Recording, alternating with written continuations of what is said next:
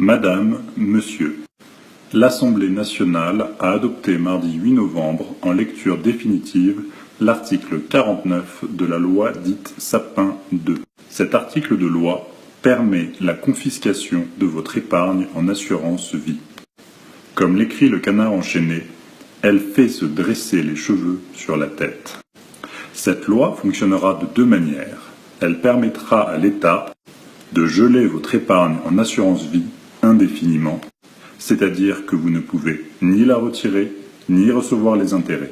C'est prévu à l'alinéa 5 ter de l'article L631-2.1 du Code monétaire et financier que modifie la loi.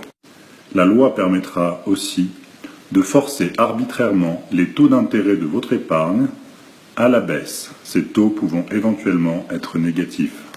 C'est prévu à l'alinéa 5 bis de l'article L631-2.1 du Code monétaire et financier que modifie la loi.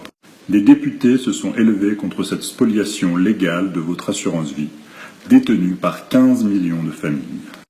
Le sénateur Pierre-Yves Collombat n'a même pas eu de réponse du ministre quand il a demandé pourquoi cette loi est passée en catimini de façon délibérément invisible et incompréhensible aux non-initiés. Le député Charles de Courson a lui dénoncé une atteinte au droit de propriété. La députée Marie-Christine Dalloz est, elle, terrorisée par cette loi. Cette loi est anticonstitutionnelle. Elle viole l'article 17 de la Déclaration des droits de l'homme et du citoyen. La propriété étant un droit inviolable et sacré, nul ne peut en être privé, si ce n'est lorsque la nécessité publique légalement constatée l'exige évidemment et sous la condition d'une juste et préalable indemnité. Mais c'est votre retraite que l'on confisque, pas la leur. L'assurance vie constitue pour 15 millions de foyers français le dernier rempart de sécurité des retraités en cas de coup dur. L'Observatoire des retraites européennes estime que l'épargne retraite, déjà en forte augmentation, devrait encore augmenter de 50% dans les 8 prochaines années pour pallier à un système public défaillant. Elle devrait passer de 35% à 50% du PIB. Mais cela ne concerne pas les députés, qui disposent de leur propre caisse de retraite. À partir de 60 ans, ils touchent une pension selon le nombre de mandats effectués. 1 500 € net par mois pour un mandat de 5 ans, 6 198 € net par mois après 22 ans et demi de mandat. En moyenne, la retraite d'un député s'élève à 2 700 €. Ce sont eux qui votent les budgets, mais c'est vous et moi qui payons. Leur cotisation ne finance que 12,4% des prestations.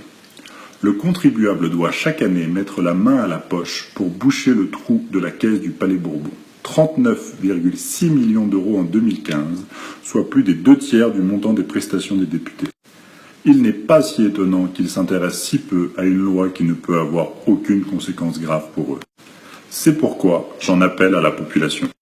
À vous, à vos proches, vos collègues et voisins, pour récolter le plus grand nombre de signatures. Je suis Olivier Perrin, rédacteur de la lettre du vaillant petit économiste. J'ai lancé cette pétition il y a 10 jours et plus de 100 000 personnes l'ont déjà signée. C'est extraordinaire, mais ce n'est pas assez. Cliquez sur le bouton « En savoir plus » ci-dessous pour signer la pétition. Ajoutez votre voix à celle des citoyens, des associations et des journaux qui se battent pour défendre notre droit fondamental à conserver le fruit de notre travail et de notre épargne.